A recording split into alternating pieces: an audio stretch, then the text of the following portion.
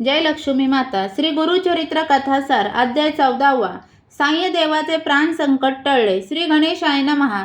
नामधारक सिद्धांना म्हणाले, योगीश्वरा, श्री गुरु नरसिंह सरस्वतींनी उदरशूळ असलेल्या ब्राह्मणांना व्याधीमुक्त केले. त्यानंतर पुढे काय घडले ते सांगा.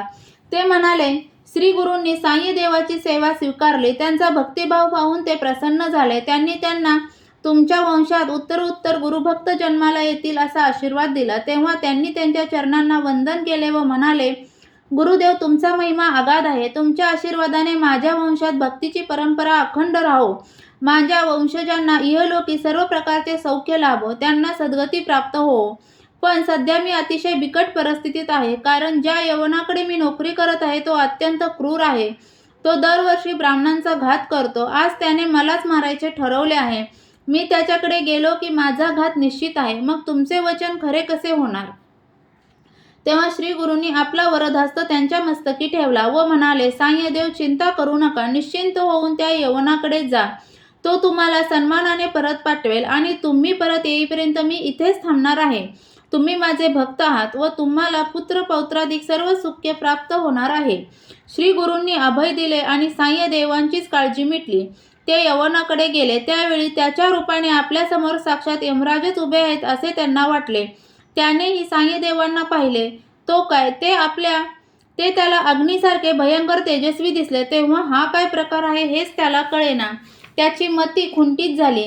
त्याच्या तोंडातून शब्दच निघेना. तो संतापाने अक्षरशः थरथरत होता. त्याचे उग्र रूप पाहून साह्यदेव भीतीने श्री गुरूंचा धावा करू लागले. पण त्यावेळी त्यांच्याकडे पाहून यवनाला चक्कर आली. तो कसाबसा घरात गेला आणि पलंगावर पडताच निद्राधीन झाला. तेवढ्यात त्याला एक भयंकर स्वप्न पडले. त्यात एक तेजस्वी ब्राह्मण शस्त्रघात करून त्याच्या शरीराचे तुकडे तुकडे करत आहे असे दृश्य दिसले. तो दचकून जागा झाला. त्यावेळी त्याच्या हृदयातून प्राणांतिक कळ्या येत होत्या. त्यामुळे तो घाबरला. त्या ब्राह्मणाचा घात केल्यास आपल्यालाही मृत्यू निश्चित आहे हे त्याच्या लक्षात आले. त्याने धावत जाऊन साह्यदेवांचे पाय धरले आणि तुम्हाला इथे कुणी बोलावले, कृपा करून आपल्या घरी जा असे म्हणून वस्त्राभूषणे देऊन त्यांचा निरोप दिला. प्राणसंकट टळले होते. साह्यदेवांना श्रीगुरूंना भेटण्यासाठी आतुरतेने धावत नदीतीरी गेले. त्यांनी कृतज्ञतेने त्यांचे पाय धरले.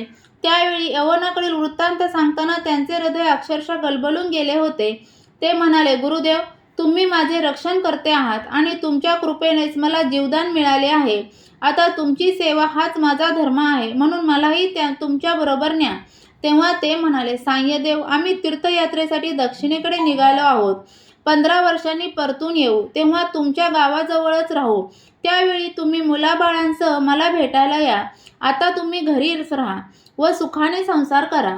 श्री गुरूंनी साह्यदेवांचे सांत्वन केले आणि त्यांची समजूत घालून त्यांना घरी पाठवले. तिथून तीर्थयात्रा करत ते शिष्यांसह वैजनाथ क्षेत्री गेले. तिथे स्वतःला कुठेही प्रकट न करता गुप्तपणे राहिले.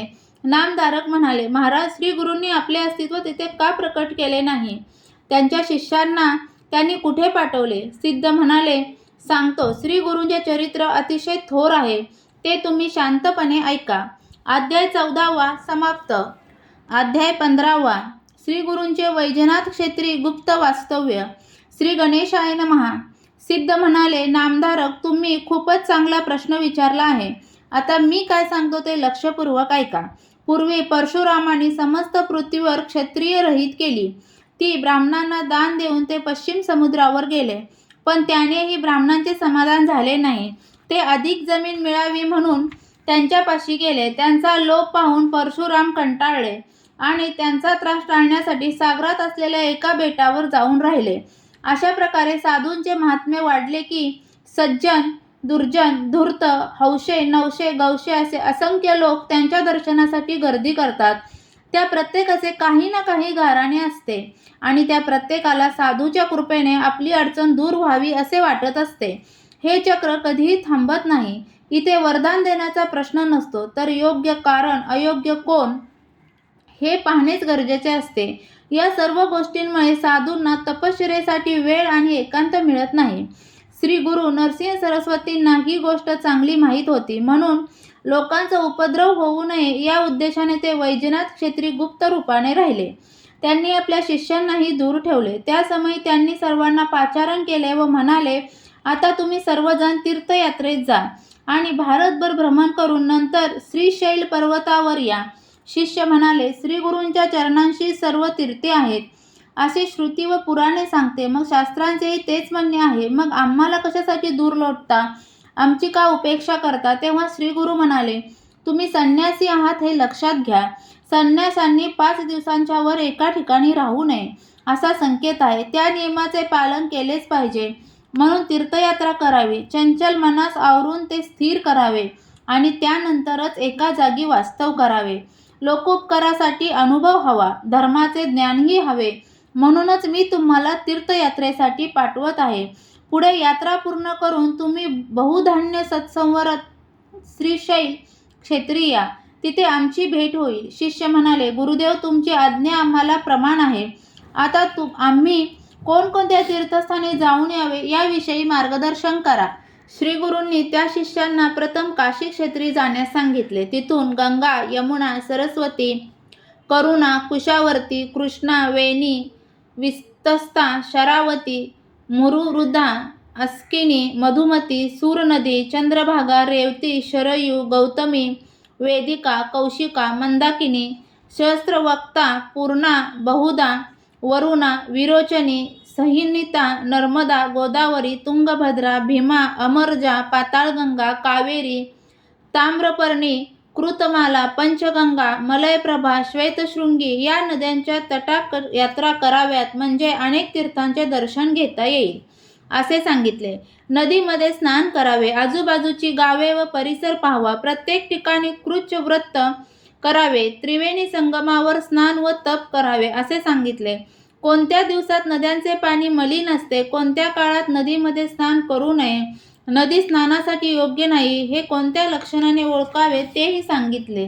त्यांनी आपल्या शिष्यांना नैमिषारण्य, पुष्कर, बदरी, केदार, कुरुक्षेत्र, महालय, सेतुबंध, रामेश्वर, मातृकेश्वर, कोटी, कुब्ज, कोकामुकी, प्रसाद, विजय, जगन्नाथपुरी, गोकर्ण, शंखकर्ण, अयोध्या, मथुरा, द्वारका, गया, शालिग्राम, शबलग्राम, भीमेश्वर, कुशर्तपर्ण, रामेश्वर, पद्मनाभ, श्रीरंग, कुंभकोण, हरिहरेश्वर, गाणगापूर, नरसिंहतीर्थ, चंद्रकुंड, कोल्हापूर, भिल्लवडी, अमरापूर, युगालय, शर्पालय, पिठापूर, शेषाद्री, मणिगिरी, वृषभाद्री, श्रीशैल व मल्लिकार्जुन अशा अनेक तीर्थस्थानांची माहिती सांगून तिथे जाण्याची आज्ञा केली. श्री गुरूंचा निरोप घेऊन ते शिष्य यात्रेसाठी निघून गेले. श्री गुरूंनी वैजनाथ येथेच गुप्तपणे निवास केला. अध्याय 15 समाप्त.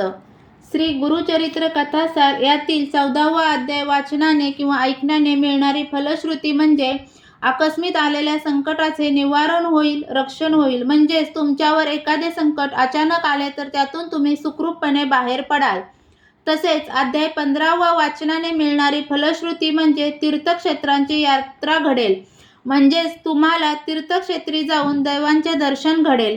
साधनेसाठी एकांत लाभ. गुरुचरित्र कथासार यातील अध्याय तुम्हाला ऐकायला आवडत असतील तर चॅनलला सबस्क्राईब करा, व्हिडिओला लाईक आणि शेअर करा आणि बेल आयकॉनचे बटन दाबायला विसरू नका. म्हणजे माझे व्हिडिओ आलेले तुम्हाला लगेच नोटिफिकेशन मिळेल. व्हिडिओ पूर्ण ऐकल्याबद्दल धन्यवाद.